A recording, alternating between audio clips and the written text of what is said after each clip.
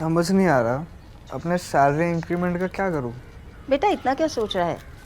अपने mutual funds के SIP का टॉप अप करा ले। This is the right time. क्या? समझ में नहीं आया। बेटा इतना क्या सोच रहा है? अपने म्यूचुअल फंड्स का एसआईपी टॉपअप करा ले।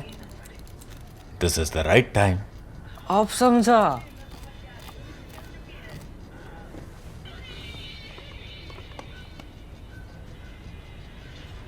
Mutual fund investments are subject to market risks.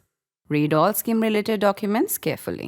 Before I start this episode of Politically Correct, let me remind you how your support is vital to our pursuit of independent journalism.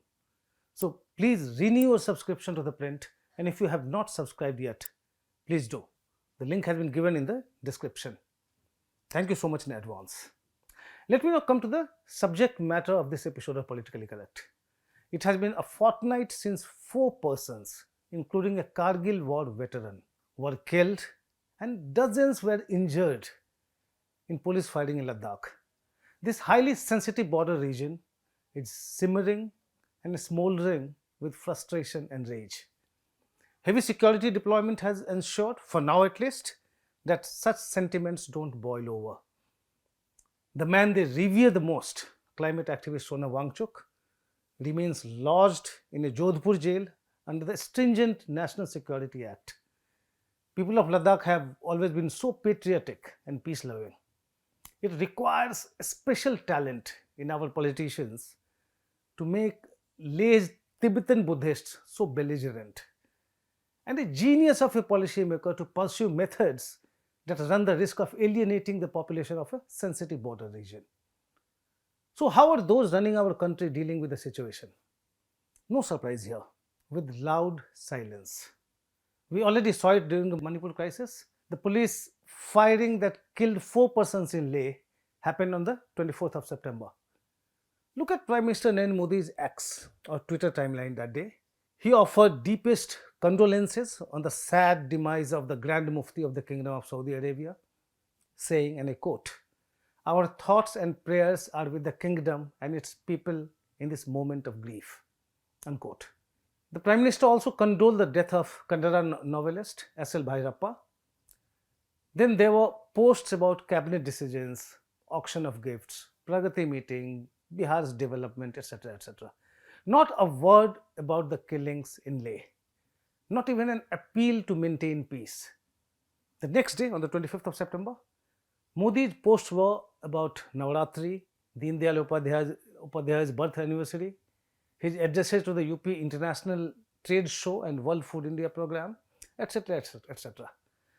Not a word on Ladakh the next day either, or at any other time in the next 10 days. Also look at Union Home Minister Amit Shah's timeline on X. The Home Ministry justified the police firing in a press release that day, blaming Sonam Wangchuk for instigating the people with his provocative speeches.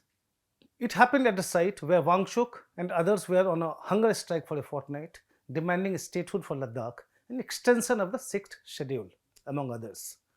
A mob left the venue and attacked a political party office, that is the BJP office, and a government office, and also set these offices on fire, attacked the security personnel, and torched a police vehicle, said the ministry in its press release, adding that the police fired in self-defense.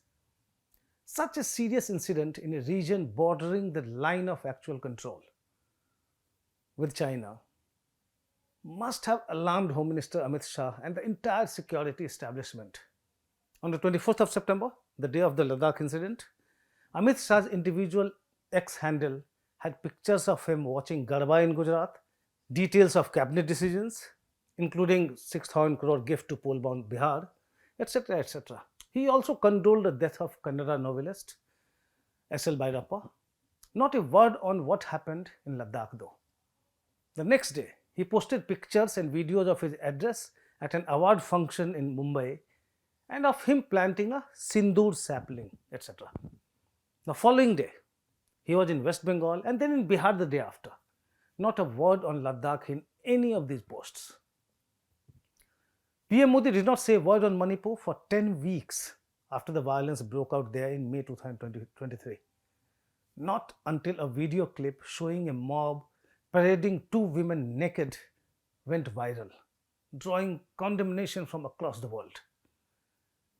And the PM took over 2 years after the incident to visit Manipur. Amit Shah was relatively prompt. 25 days after the violence broke out, he visited Imphal and spent 4 days there. That it had little impact on the ground is another matter. One cannot compare the Manipur and Ladakh incidents. The Manipur tragedy is enormous. The state remains geographically divided along ethnic lines, with Kukis and Meiteis staying behind what have virtually become enemy lines. When it comes to national security and geostrategy, the crisis in Ladakh has bigger dimensions. Manipur shares the international boundary with Myanmar. Ladakh shares the LAC with China. One does not know what has suddenly made our foreign policy establishment so optimistic about our ties with China now. PM Modi has already visited China. India has resumed issuing travel visas to Chinese nationals. Direct flights between India and China will resume later this month. Donald Trump's tariffs are obviously a factor, but this sudden warmth in relationship with China flies in the face of our Deputy Chief of Army Staff's revelations just 2 months ago that China was providing live inputs on Indian deployment and all possible support to Pakistan during Operation Sindoor. Well, our foreign policy establishment knows better. I won't say much on this. All I'm driving at here is the fact that Ladakh remains a super sensitive zone, and the government of India needs to handle the situation in Ladakh with a lot more empathy and sensitivity. Amit Shah's political visits to states like West Bengal or Bihar when Ladakh was boiling are a given. He is the one-man army who has pushed frontiers for the BJP. But a visit to Leh and a few words of assurance and appeal for peace would have gone a long way in mitigating the situation there. The center needed to talk to, not talk at, those fiercely patriotic people of the what you call cold desert. The government has messed up the situation instead. A familiar script is playing out on the social media. The foreign hand conspiracy theories. Look at the concerted attempt to discredit and vilify Sonam Wangchuk for visiting Pakistan in February. Senior journalist Nirupama Subramanian, who also attended that conference in Pakistan, organized by the Dawn media group, came to Wangchuk's defense, explaining that it was about climate change, and I quote her. Let me tell you that in his presentation, Wangchuk, who has been a supporter of the BJP for its doing away of Article 370 and making Ladakh a separate UT, had nothing but praise for Prime Minister Modi. She wrote on X, and I quote her again, "No one in the audience seemed to know how famous he was, Wangchuk was. It was only after I mentioned to my friend and journalist Hamid Mead about the Three Idiots link that he alerted his network and TV crews started buzzing around him." Unquote. These things have not really stopped the slander campaign.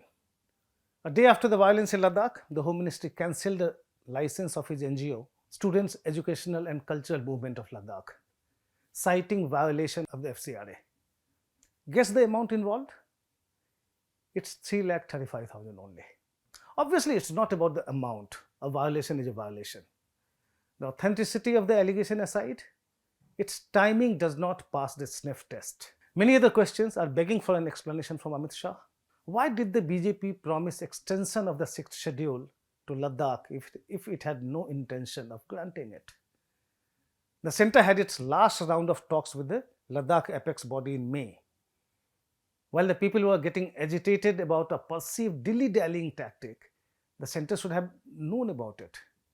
Amit Shah, the BJP chief strategist, should have been better informed about the public sentiments, given that the party lost the 2024 Lok Sabha election to an independent after winning the Ladakh constituency in 2014 and 2019.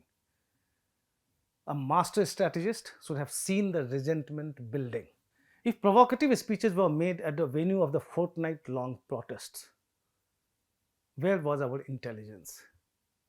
How could the government be caught napping like this in Ladakh, especially after 527 soldiers had to sacrifice their lives to reclaim the Kargil heights 26 years ago?